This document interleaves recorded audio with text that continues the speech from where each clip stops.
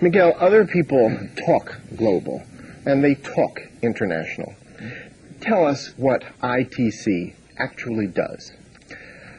Thank you, Steve, for the opportunity. First of all, ITC is a multinational network of business, government, and educational institutions that comes together once a month through the vehicle of a video conference, which is a 2-hour seminar that we transmit from San Diego to all of the participating entities of our network. How many entities are there, actually?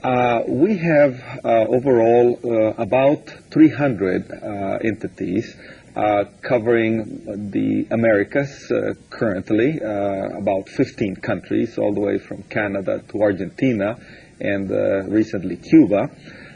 Even though we've also included in the past countries such as Spain, Portugal, Turkey, and New Zealand. Does anybody else do anything like this? No.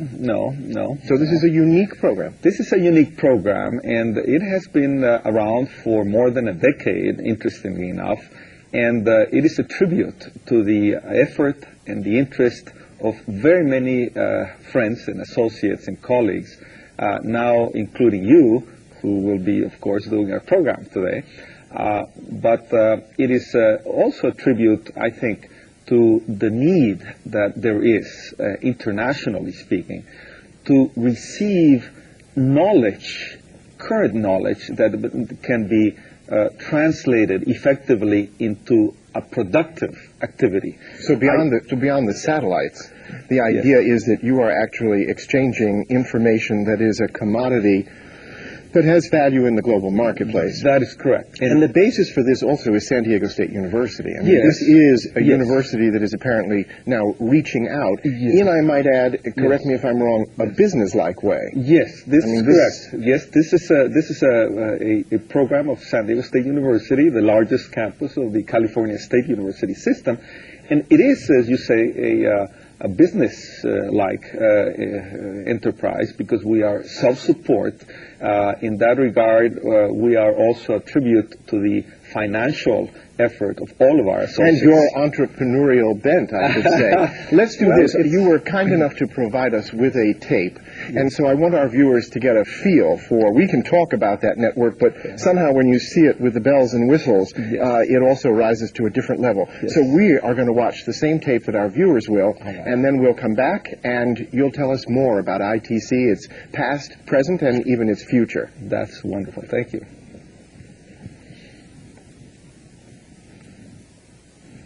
Good.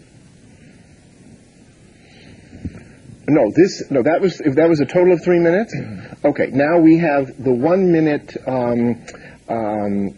tape, and now that means that we will have 3.5 minutes in this one. Okay? Thank you.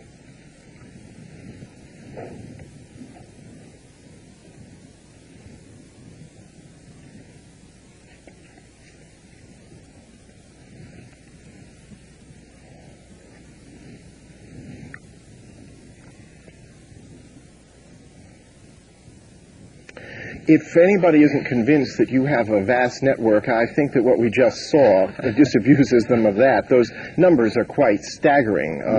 35, 40,000 people, 300 sites, all those countries. How do you possibly keep track of it?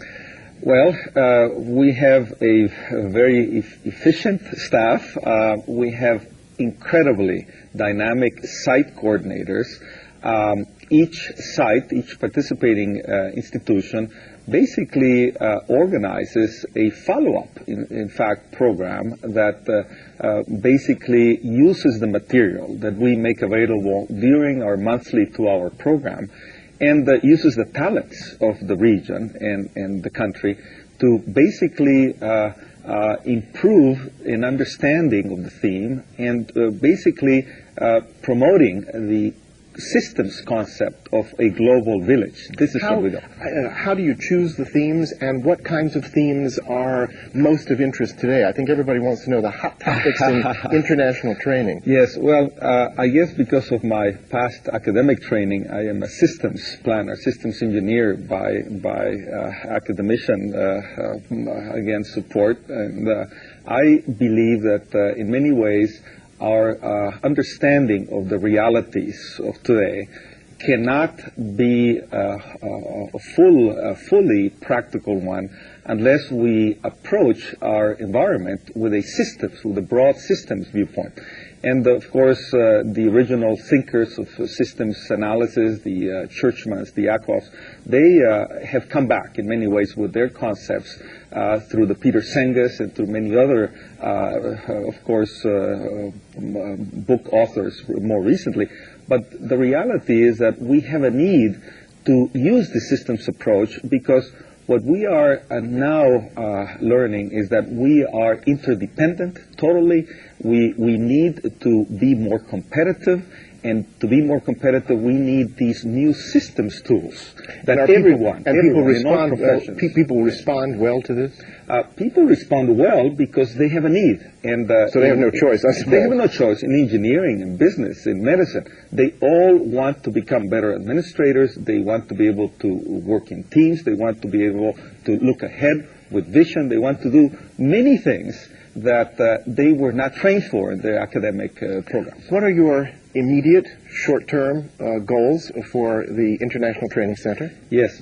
Well, we are, of course, pursuing the idea of going global in our network, meaning we want to have permanent sites, not only throughout the Americas, but also throughout Europe, throughout Asia, and so on.